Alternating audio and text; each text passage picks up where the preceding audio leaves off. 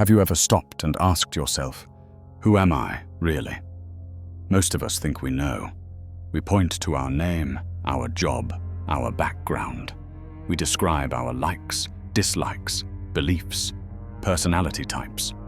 We wrap it all up into a neat little identity and say, this is me. But here's the uncomfortable truth. That person you think you are, that identity, it's a story. A collection of memories, labels and roles you've picked up, many without ever choosing them. You were told who you are before you ever had a chance to decide. Told you were smart or not, too loud or too quiet, too much or not enough. You believed it, and you began to shape your life around that belief. But here's the problem. Those beliefs aren't facts. They're filters. Everything you think you know about yourself is filtered through experience, trauma, praise, rejection, and culture. It's not a mirror, it's a lens. And lenses distort. You don't see yourself as you truly are.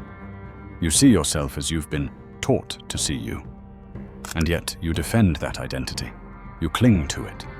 Because it feels safe, familiar, even if it's limiting. But what if who you think you are isn't who you really are? You were born as potential, pure awareness. No labels, no opinions, no identity, just presence. But slowly, the world began to program you. Your parents, your teachers, your culture, your religion, your media. They all began to install ideas about what's good and what's bad, what's possible and what's off limits, who you should be and who you must never become. And you absorbed it all, not because you were weak, but because you were open. As a child, you don't question, you trust, you internalize, you adapt, because survival depends on it. If love was conditional, you learned to perform. If praise was rare, you learned to chase approval.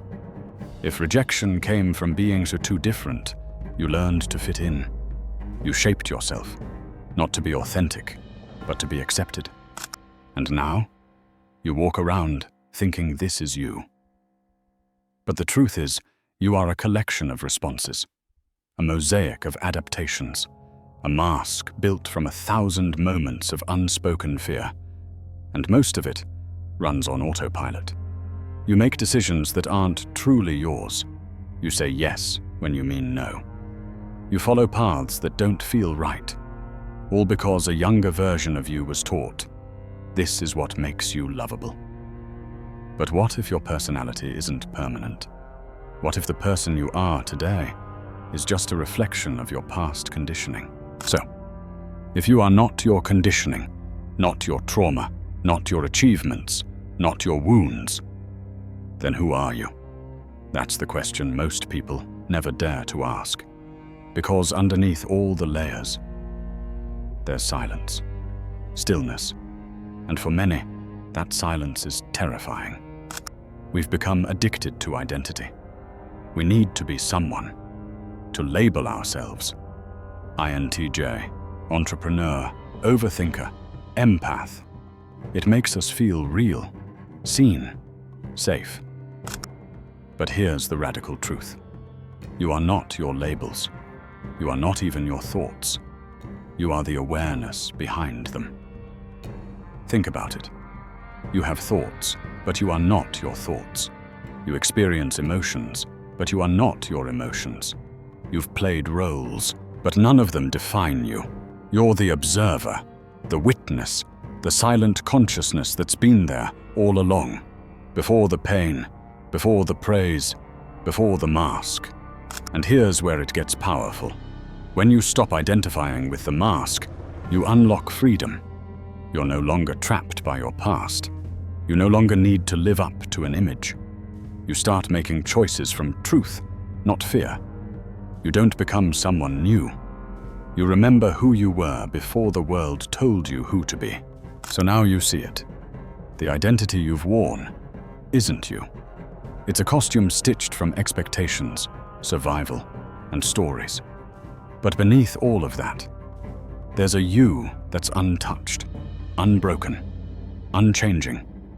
The real you has no need to prove, no desire to perform. It simply is. Quiet, present, free. But how do you live from that place? In a world obsessed with performance, comparison, and identity? You begin by slowing down.